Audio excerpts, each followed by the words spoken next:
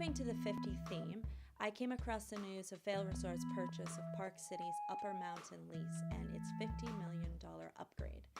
But after the first few minutes of chatting with my Utah locals, I found myself more interested in them and how they got there and what it's like to live there. When I graduated college, got a book, and the book was called Ski Party. It talks about the party lifestyle at each resort. I come from many generations of skiers, and actually I'm fourth generation ski instructor. My father kind of called an official meeting. He said, well, what are you doing for your, it's your sophomore break? So I wanted to be a ski bum at the best possible party resort. I have a plane ticket for you to Utah.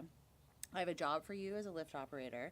I have a place for you to stay. Here's X amount of money. Here's a ski pass. So I wound up in Aspen. Aspen was phenomenal, but I never got a sense of community or belonging. I did my homework.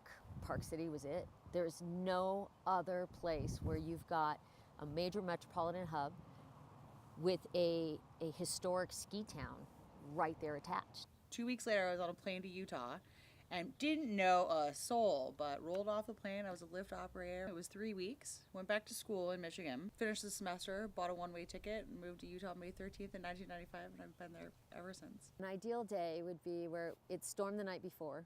I drop my daughter at school, and I keep going, and I head over to Alta. I ski for a couple hours, drive back home, my writing done. You work all week to be able to enjoy the mountain and being out in nature. And maybe for me, it's not skiing every minute of that day that I can be on the mountain. It's also about being with your friends, sharing stories, doing fondue at a special treat, where you have a buried box of booze, whatever it is. People come to ski towns to continue their college mentality. You get up, you work, you come back, you party, you go to bed. Basically, it's a town of Peter Pans. You have to be a strong person. You have to be your own person. You have to be independent. And you can't want somebody to take care of you. That's not a town for that.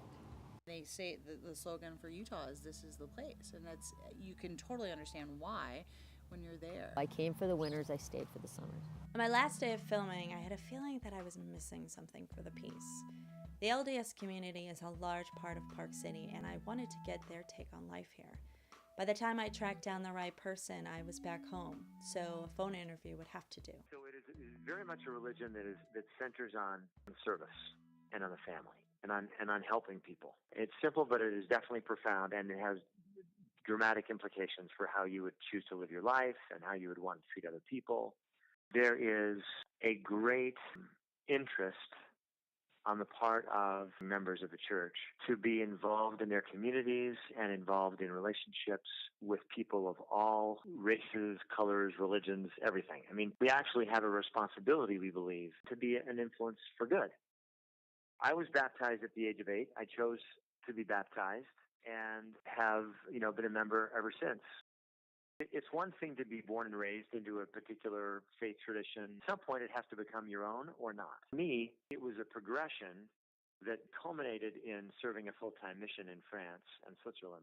It really came down to my relationship with God. Is God real? Is he there? Does he even know who I am? And my answer to all those questions was, yes, he is real. And he does know me, and he loves me, and he cares about me, and he's there to help me.